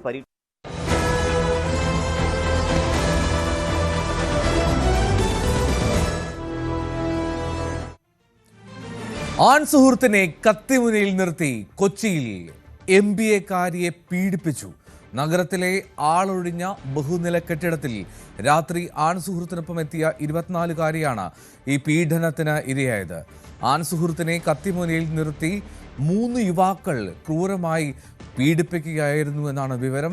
കെട്ടിടത്തിന്റെ 10ാം നിലയിൽ നിന്ന് ഫയർ എക്സിറ്റ് ഗൗണിയിലൂടെ പൂർണ്ണ നഗ്നയായി ആ പെൺകുട്ടി ഇറങ്ങി ഓടി. അങ്ങനെയാണ് അവൾ രക്ഷപ്പെട്ടത്. പ്രതികളിൽ 2 പേർ പോലീസിന്റെ പിടിയിലായി എന്നാണ് വിവരം. എന്നാണെങ്കിലും കൊച്ചിയെ സംസ്ഥാനത്തെ നടുക്കുന്ന ഒരു വാർത്തയാണ്. ആജ്ഞ രവീന്ദ്രൻ അതിന് കൂടുതൽ വിവരം നൽകും. ആജ്ഞ, ഭയപ്പെടുത്തുന്ന വാർത്തയാണ് അത്. കത്തിമുനയിൽ നിർത്തി, അതും കൊച്ചി പോലുള്ള ഒരു നഗരത്തിൽ ഒരു പെൺകുട്ടിയെ പീഡിപ്പിക്കുന്ന സാഹചര്യം. ആരൊക്കെയാണ് ഈ പ്രതികൾ? എല്ലാവരെയും പിടികൂടാൻ കഴിഞ്ഞു? എന്താണ് സംഭവിച്ചത്?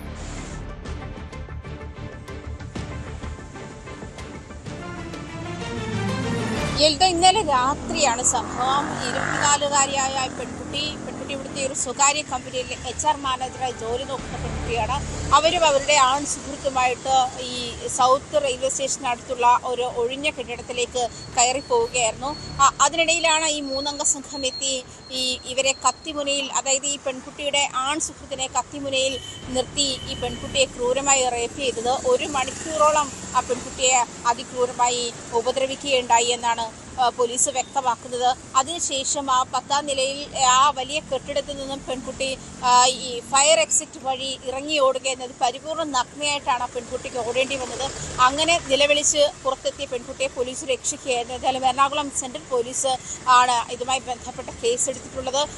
ഇതിലെ 2 പ്രതികളാണ് അറസ്റ്റിലായിട്ടുള്ളത്. അതേസമയം ഒരാൾ തിരുവനന്തപുരം സ്വദേശിയും മറ്റൊരാൾ കൊല്ലം സ്വദേശിയുമാണ്. അതേസമയം ഒരു അതുൽ എന്ന് പറയുന്ന മറ്റൊരു പ്രതിക്ക് വേണ്ടിയിട്ട് പോലീസ് തിരച്ചിൽ ആരംഭിച്ചിട്ടുണ്ട്. അതേസമയം അതുലിന്റെ ഈ ആൺസുഹൃത്തിന്റെ കയ്യിൽ നിന്നും ഒരു സൺഗ്ലാസ് തട്ടിയെടുത്തിരുന്നു. ആ സൺഗ്ലാസ് വെച്ച് ഫോട്ടോ എടുത്ത് സോഷ്യൽ മീഡിയയിലൂടെ ഫോട്ടോ പ്രചരിപ്പിച്ചിരുന്നു.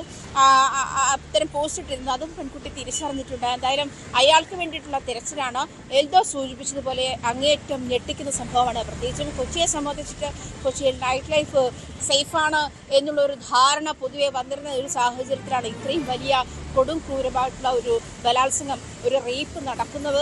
അതുതന്നെ കൊച്ചിയുടെ അല്ലെങ്കിൽ ഈ ഒരു സ്ത്രീ സുരക്ഷയെ സംബന്ധിച്ചിട്ട് അതിന് മുഖത്തടിയേറ്റതുപോലെയുള്ള ഒരു സംഭവമായിട്ട് വേണം കണക്കാക്കാൻ. ഒറ്റപ്പെട്ട സംഭവങ്ങളും ആക്രമണങ്ങളും ഒക്കെ ഏതെങ്കിലുമൊക്കെ ഭാഗത്തുണ്ടാകുമ്പോൾ അതിൽ പോലീസ് ഇടപെടൽ ഉണ്ടാവുകയും അതല്ലെങ്കിൽ കൂട്ടമായ ആളുകൾ പ്രതിഷേധിക്കുകയും പ്രതിരോധിക്കുകയും ചെയ്യുന്ന സാഹചര്യങ്ങളൊക്കെ കൊച്ചിയിൽ ഉണ്ടാവാറുണ്ട്. എന്നിരുന്നാലും ഒരു പെൺകുട്ടിയെ അവളുടെ കാമുകനൊപ്പം കണ്ടെത്തിയ ഒരു പെൺകുട്ടിയെ അയാളെ കത്തിമുനയിൽ നിർത്തിയ ശേഷം റേപ്പ് നടത്തുക, അത് ഈ പറഞ്ഞതുപോലെ സിനിമയിൽ കാണുന്ന ക്രൂര പീഡനങ്ങൾക്ക് സമാനമായിട്ടുള്ള ഒരു തരത്തിലേക്ക് മാറിയിരിക്കുന്നു എന്നുള്ളതാണ്. അതിൽ ആ പെൺകുട്ടിക്ക് പ്രാണരക്ഷാർത്ഥം അത് അവിടെ ഒന്ന് ഓടി രക്ഷപ്പെടുക, അത്തരം സാഹചര്യങ്ങൾ. കൊച്ചിയുടെ നൈറ്റ് ലൈഫ് സേഫ് ആണോ എന്നുള്ള ഒരു ചോദ്യം കൂടി ബാക്കിയാവുകയാണ്. കൊച്ചിയിൽ മയക്കുമരുന്നിൻ്റെയും മറ്റ് ക്രിമിനൽ ഇടങ്ങളുമൊക്കെ ഉള്ള ഒരു സ്ഥലം കൂടിയാണെങ്കിൽ പോലും, ഏറ്റവും കൂടുതൽ ക്രിമിനൽ ആക്ടിവിറ്റീസ് റിപ്പോർട്ട് ചെയ്യുന്ന ഇടം കൂടിയാണെങ്കിൽ പോലും നൈറ്റ് ലൈഫ് സേഫാണ്, സ്ത്രീകൾ സുരക്ഷിതരാണ്. പ്രത്യേകിച്ചും സെറ്റിയെ സംബന്ധിച്ചിട്ട് സ്ത്രീകൾ സുരക്ഷിതരാണ് എന്നുള്ള ഒരു പരക്കെ ഒരു ബോധ്യപ്പെടുത്തുന്ന ഒരു കാലം കൂടിയാണ്. നമുക്ക് രാത്രിയിൽ 12 മണിക്കായാലും 1 മണിക്കായാലും 2 മണിക്കായാലും ഒക്കെ പുറത്തിറങ്ങിയാൽ പോലും സേഫായി നടന്നു പോകുന്ന, അല്ലെങ്കിൽ ഒറ്റയ്ക്ക് നടന്നു പോകുന്ന ഒരുപാട് പെൺകുട്ടികളെ കാണാൻ കഴിയും. അത് ഈ സുരക്ഷിതത്വ ബോധത്തിൻ്റെ ഭാഗമായിട്ടാണ്. പക്ഷേ അതൊക്കെ ചോദ്യചിഹ്നമാകുന്നു. അതിനൊക്കെ മുഖത്തടിയേറ്റതുപോലെയുള്ള സംഭവമായിട്ട് ഇത് മാറുന്നു. ഇത് ഒറ്റപ്പെട്ട സംഭവമാണോ എന്നുള്ള കാര്യമാണ് ഇനി വ്യക്തമാകാനുള്ളത്. എന്തായാലും ആ പെൺകുട്ടി അതിക്രൂരമായ പീഡനത്തിനാണ് ഇരയായിരിക്കുന്നതാണ് പോലീസ് വ്യക്തമാക്കുന്നത്. ആ ഒരു സാഹചര്യത്തിൽ ഈ 3ാമത്തെ പ്രതിക്കായുള്ള അന്വേഷണം പോലീസ് ഊർജിതമാക്കിയിട്ടുണ്ട്. കൊച്ചിയെ സംബന്ധിച്ച് സെൻട്രൽ പോലീസ് സ്റ്റേഷന്റെ പരിധിയിലാണ് ഈ കേസ് വരുന്നത്. സെൻട്രൽ പോലീസാണ് ഇതുമായി ബന്ധപ്പെട്ട പ്രതികളെ അറസ്റ്റ് ചെയ്തിരിക്കുന്നത്. അതേസമയം 3ാമത്തെ പ്രതി അതിനായുള്ള തിരച്ചിൽ ഊർജിതമാക്കിയിട്ടുണ്ട്. എന്തായാലും ഇതൊരു വലിയ സൂചിപ്പിച്ചതുപോലെ വലിയ ഞെട്ടിക്കുന്ന സംഭവമായിട്ട് മാറിയിരിക്കുകയാണ്. പ്രത്യേകിച്ചും കൊച്ചിയുടെ മധ്യഭാഗത്ത് അല്ലെങ്കിൽ അതിൻ്റെ നെറുകയിലാണ് ഇത്തരമൊരു സംഭവം ഉണ്ടാകുന്നത് എന്നുള്ളതും ഖേദകരമാണല്ലോ. കൊച്ചി നഗരമധ്യത്തിലാണ് ഈ സംഭവം നടന്നത് എന്നുള്ളത് തന്നെയാണ് ഏറ്റവും കൂടുതൽ ഞെട്ടിപ്പിക്കുന്നത്. എന്താണെങ്കിലും അതിക്രൂരമായിട്ടുള്ള ഒരു സംഭവം, അതിക്രൂരമായിട്ടുള്ള പീഡനം, ക്രൂരമായി പീഡിപ്പിച്ചു. കെട്ടിടത്തിൻ്റെ 10ാം നിലയിൽ നിന്നും അവർ ഒരു ഫയർ എക്സിറ്റ് ഗേണിലൂടെ ഇറങ്ങി ഓടുകയായിരുന്നു എന്നുള്ളതാണ്. അവയവദാനത്തിന് വ്യാജരേഖയുണ്ടാക്കുന്നുവെന്ന വിവരത്തെ തുടർന്ന് എറണാകുളത്ത് പോലീസിന്റെ വ്യാപക പരിശോധന. ഫോട്ടോസ്റ്റാറ്റ് കടകളിലടക്കമാണ് പരിശോധന നടന്നത്. എറണാകുളം റൂറലിലെ 3 സ്റ്റേഷൻ പരിധിയിലെ സ്ഥാപനങ്ങളിലാണ് പരിശോധന പോലീസ് നടത്തിയത്. ആജ്ഞ തന്നെ വിവരങ്ങൾ നൽകും. ആജ്ഞ, എന്താണ് സംഭവം?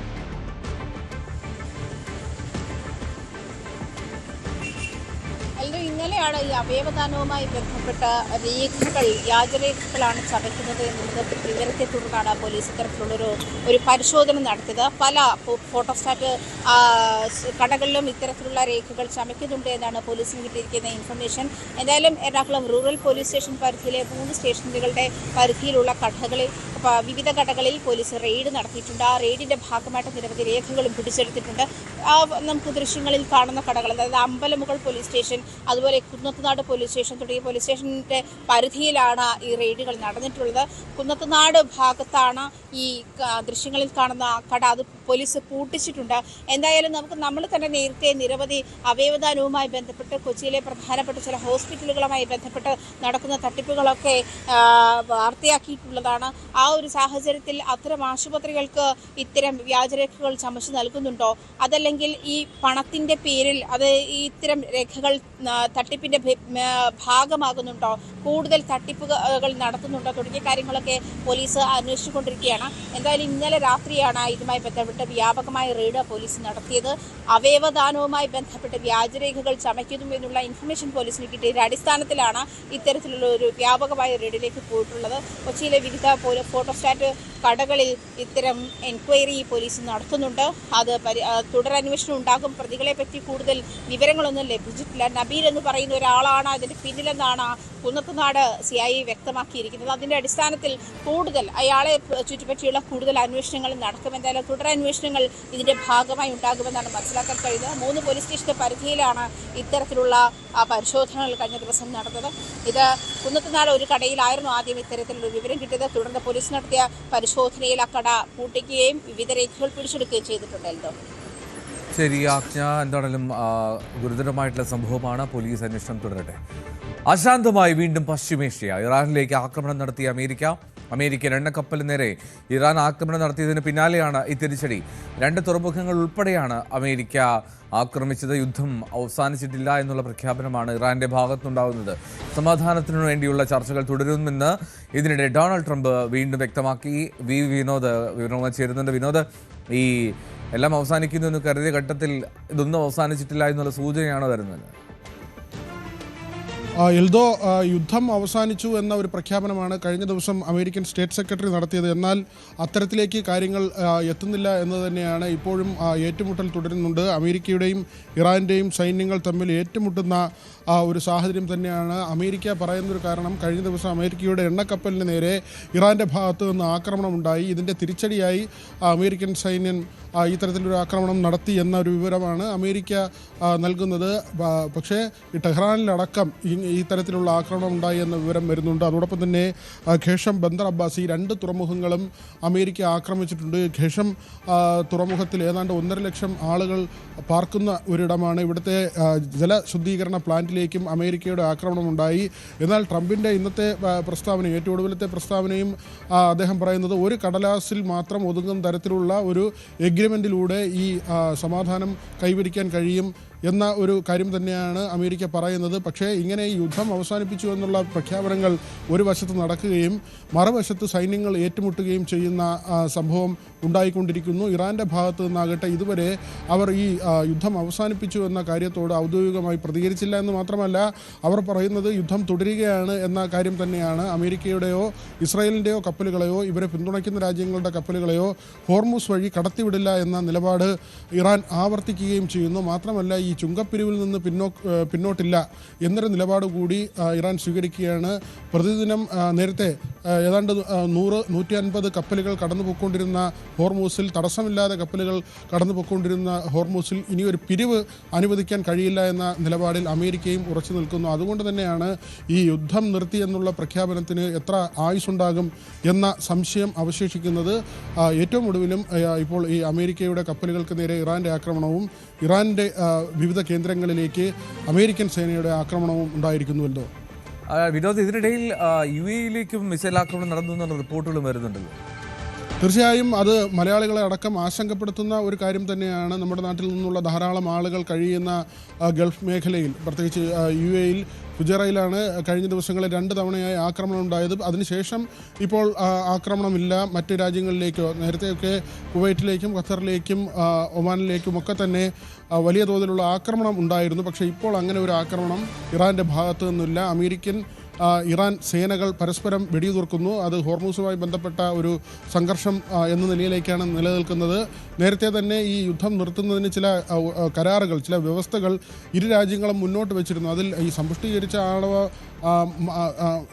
സമ്പുഷ്ടീകരിച്ച യുറേനിയം മാറ്റണം എന്നതായിരുന്നു അമേരിക്കയുടെ ഒരു ഏറ്റവും പ്രധാനപ്പെട്ട കാര്യം. കാരണം ഇറാൻ ആണവശക്തി ആകരുത് എന്ന് ഇസ്രായേൽ ആഗ്രഹിക്കുന്നുണ്ട്. അതുകൊണ്ട് തന്നെയാണ് അമേരിക്ക അത്തരത്തിലൊരു നിലപാട് സ്വീകരിച്ചത്. എന്നാൽ ഇറാൻ പറയുന്നതാകട്ടെ അമേരിക്കയുടെ കണ്ണ് ഹോർമൂസിലാണ്. അതുകൊണ്ട് തന്നെ ഹോർമൂസിൽ തങ്ങൾക്ക് നേരത്തെ ഉണ്ടായിരുന്ന പരമമായ അധികാരം അത് വേണം, അമേരിക്കയെ ഹോർമൂസിൽ അധികാരം പങ്കിടാൻ അനുവദിക്കില്ല എന്ന നിലയിലേക്ക് ഇറാനെ നിൽക്കുന്നു. ആ തരത്തിലൊരു സാമ്പത്തികമായ യുദ്ധം കൂടിയായി ഇത് മാറുകയാണ്.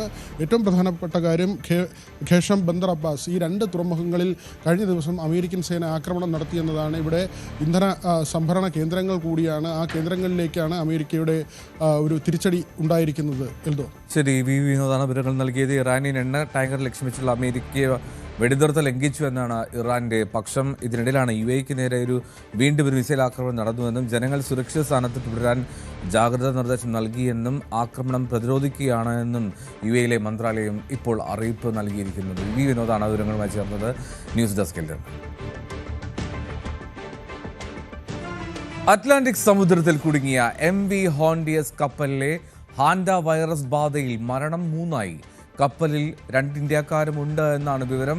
നിരവധി പേർക്ക് വൈറസ് ബാധ ഏറ്റിട്ടുണ്ട് എന്നാണ് വ്യക്തമാവുന്നത്. സിമി സാബു കൂടുതൽ വിവരങ്ങൾ നൽകും. സിമി, ആശങ്കപ്പെടുത്തുന്ന കാര്യമാണോ ഇത്? എന്താണ് ഈ മരണം? അത് 3ആയി എന്ന് പറയുമ്പോൾ സ്വാഭാവികമായിട്ടും പേടിക്കേണ്ട ചില കാര്യങ്ങളുണ്ടല്ലോ.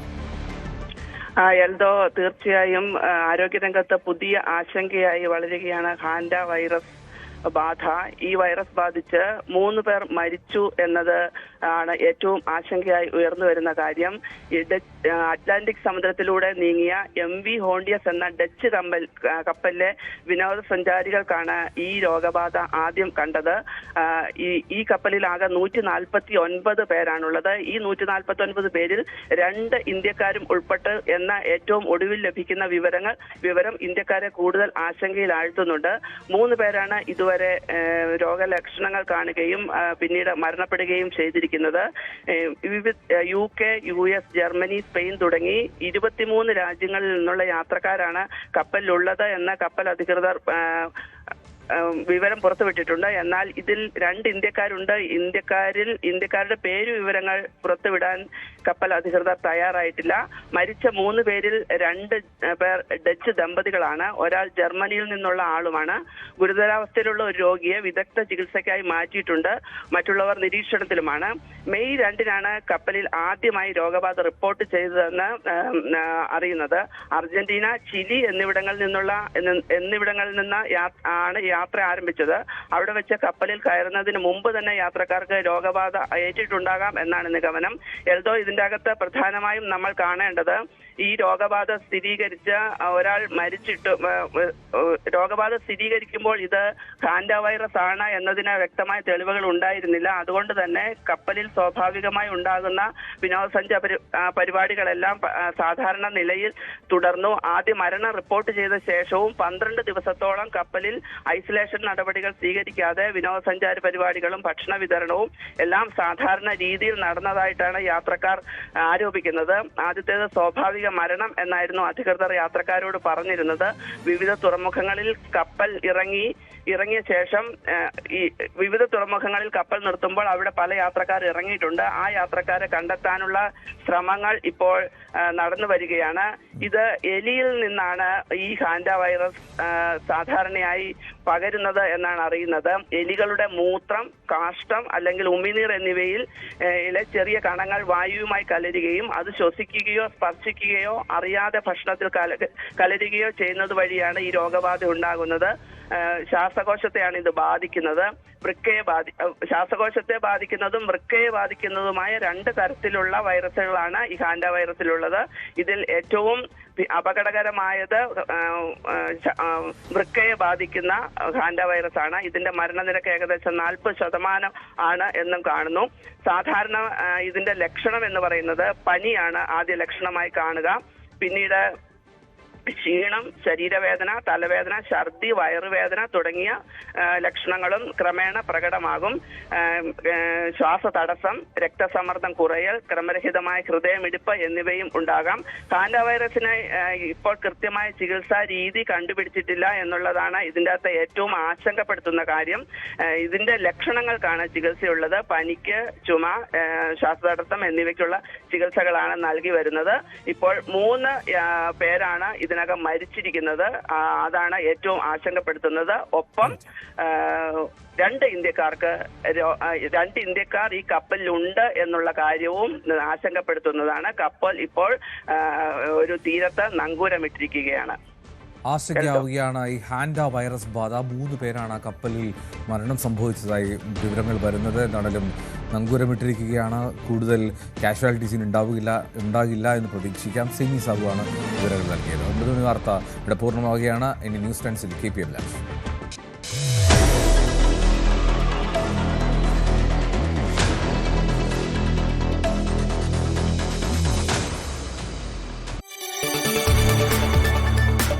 കൂടുതൽ വാർത്തകൾക്ക് News 18 Keralam YouTube channel subscribe ചെയ്യുക.